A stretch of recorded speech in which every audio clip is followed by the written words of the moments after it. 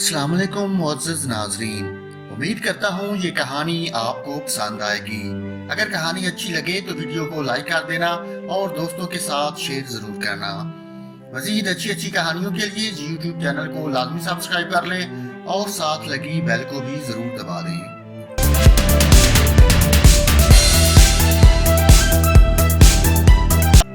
आज एक पुराने ज़माने की कहानी आपको सुनाता हूँ। कहानी पढ़ने के बाद नतीजा अखज़ करने का काम आप पर छोड़ता हूँ। किसी जमाने का जिक्र है कि एक दरवेश और उसका कामसन चेला शहर से दूर किसी जंगल में रहते थे। दरवेश आमतौर पर याद खुदा में मसरूफ रहता था और चेला आसपास की बस्तियों से भीख मांगकर उसकी खिदमत किया करता था। दरवेश का दिल इंसानियत के दर्द से लबरेज था और वो सुबह शाम इंतहाई सोजो गुजार के साथ दुआ किया करता था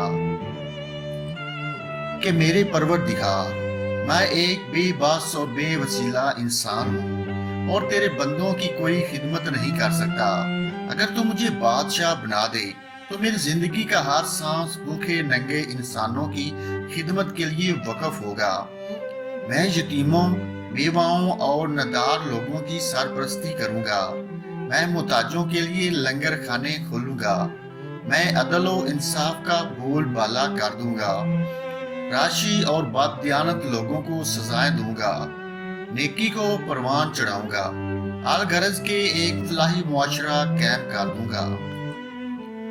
कमसन चेले को ये यकीन था कि किसी दिन मुर्शिद की दुआ जरूर सुनी जाएगी और इनके दिन फिर जाएंगे। लेकिन वक्त गुजरता गया, चेला जवान हो गया और नेक दिल दरवेश में बुढ़ापे के आसार ज़ाहिर होने लगे। रफ्ता रफ्ता चेले के एतकाद में फर्क आने लगा, यहाँ तक कि जब दरवेश दुआ के लिए हाथ उठाता तो वो इसके करीब बैठने की बजाय चंद कदम दूर बैठता और दबी जबान में ये दुआ शुरू कर देता। मेरे परवरदिगार, अब मेरा मुर्शिद बूढ़ा हो चुका है, इसके बाल सफेद हो चुके हैं, बीनाई जवाब दे चुकी है। अब वो मुझे तख्त की बजाय कब्र के ज्यादा करीब दिखाई देता है। अगर तुझे एक नेक दिल आदमी का बादशाह बनना पसंद नहीं तो मुझे बादशाह बना दे। मैं ये ऐद करता हूँ कि मेरा हर काम अपने मुर्शिद की ख्वाहिशात के उल्ट होगा। मैं नदारों को ज्यादा नदार, बेबसों को ज्यादा बेबस और मजलूमों को ज्यादा मजलूम बनाने की कोशिश करूंगा। मैं चोरों और डाकुओं की सरपरस्ती करूंगा। मैं शुरफा को जलील करूंगा और मैं रजीलों को इज्जत की कुर्सियों पर बिठाऊंगा। मैं राशि और बददियानत अहलकारों को इनाम दिया करूंगा। मैं मसाजिद और मदरसों पर ताले चढ़ा दूंगा और जगह जगह ख्वाहिशी के अड्डे कायम कर दूंगा। दरवेश को इस बात से बहुत दुख पहुंचता और वो चेले को समझाने की कोशिश करता, लेकिन चेला भी अपनी दुआ पर डटा रहा। आखिरकार फिर वही हुआ जो पुराने वक्तों में हुआ करता था। उस मुल्क का बादशाह चल बसा और तख्त के दावेदार लड़ने मरने पर उतर आए। तलवारें सूंघ ली गईं और साजिशें शुरू हो गईं। फिर किसी दूर अंदेश वजीर ने रातों रात तमाम दावेदार लोगों को जमा करके ये तजवीज पेश की कि मुल्क को खाना जंगी से बचाने का सिर्फ एक ही हल है कि शहर के तमाम दरवाजे बंद कर दिए जाएं और अलल सुबह बाहर से जो आदमी सबसे पहले मशरकी दरवाजे पर दस्तक दे उसे बादशाह तस्लीम कर लिया जाए। ये तजवीज मंजूर कर ली गई। फिर यूं हुआ कि उस रात नेक दिल दरवेश का चेला भीख मांगने के लिए किसी छोटी मोटी बस्ती का रुख करने की बजाय मुल्क के दारुल हुकूमत की तरफ जा निकला। वो फटते ही इसने शहर के मशरकी दरवाजे पर दस्तक दी। पहरेदारों ने दरवाजा खोलकर इसे सलामी दी और उमरा उसे एक जुलूस की शक्ल में शाही महल में ले गए और यूं वो चेला बादशाह बन गया। नए बादशाह ने सबसे पहले ये हुक्म जारी किया कि मेरी सल्तनत में जितने दरवेश, फकीर और साधु हैं उन्हें किसी ताखीर के बगैर गिरफ्तार कर लिया जाए। खुशकिस्मती से दरवेश को किसी जरिए से पहले ही इस बात का पता चल गया और वो सरद अबूर करके किसी दूसरे मुल्क में चला गया। اس کے بعد جو ہوا وہ کسی تشریح یا تبصرے کا محتاج نہیں۔ نئے بادشاہ نے پوری مستعدی اور دیانتداری کے ساتھ اپنے تمام وعدے پورے کیے۔ نہروں کا پانی بند کر دیا گیا، چوروں اور ڈاکوؤں کو جیلوں سے نکال کر حکومت کا کاروبار سونپ دیا گیا، نیک اور خدا پرست انسانوں کو عبادت گاہوں سے نکال کر جیلوں میں ٹھونس دیا گیا، عدل و انصاف ختم کر دیا گیا۔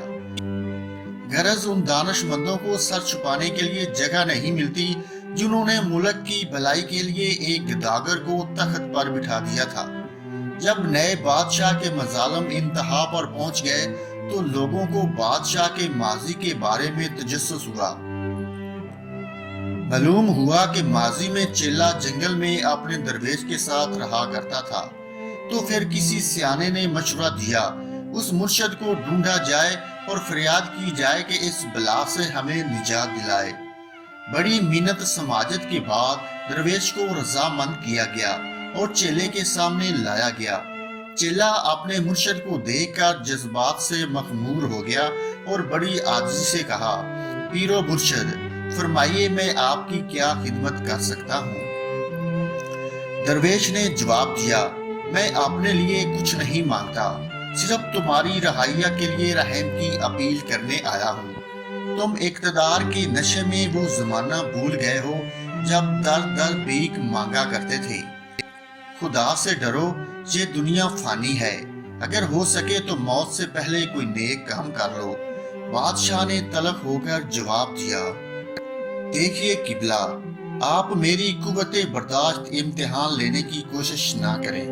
یہ آپ کی خوش قسمتی ہے کہ آپ میرے مرشد ہیں اور میں آپ پر ہاتھ ڈالتے ہوئے گھبراہٹ محسوس کرتا ہوں۔ آپ مجھے جی بھر کر گالیاں دے سکتے ہیں، لیکن خدا کے لیے ان لوگوں کے ساتھ کسی نیکی کا مشورہ نہ دیں۔ آپ کو یاد ہوگا ہم دونوں ایک ہی وقت میں دعا مانگا کرتے تھے، پھر کیا وجہ ہوئی کہ آپ کی دعا قبول نہ ہوئی اور میری دعا قبول ہو گئی اور قدرت نے مجھے بادشاہ بنا دیا۔ اگر ان لوگوں کے اعمال ٹھیک ہوتے اور قدرت کو ان کی بھلائی مقصود ہوتی تو آپ ان کے بادشاہ بنتے، لیکن یہ بدبخت تھے، انہیں اچھے برے کی تمیز نہ تھی اور قدرت نے ان کی بدعمالیوں کی سزا دینے کے لیے مجھے بادشاہ بنا دیا۔ اب میں مرتے دم تک اپنا پروگرام پورا کرتا رہوں گا۔ اگر قدرت کو ان پر رحم آ جائے اور میری زندگی کے دن پورے ہو جائیں تو وہ اور بات ہے، ورنہ میری طرف سے کوئی کوتاہی نہیں ہوگی۔ نیک دل درویش نے جواب دیا، برخودار تم ٹھیک کہتے ہو، اگر یہ لوگ قدرت کی طرف سے کسی انعام یا بہتر سلوک کے مستحق ہوتے تو میری عمر بھر کی دعائیں یوں رائے گاں نہ جاتی۔ یہ لوگ جنہوں نے میری بجائے تمہارے سر پر تاج رکھ دیا، اس قابل نہیں کہ ان پر رحم کیا جائے۔ تم شوق سے اپنا کام جاری رکھو۔ اس کہانی کو پڑھیے اور اپنے انفرادی اعمال اور اپنے حکمرانوں کے کارناموں کا جائزہ لیں، سب کچھ واضح ہو جائے گا۔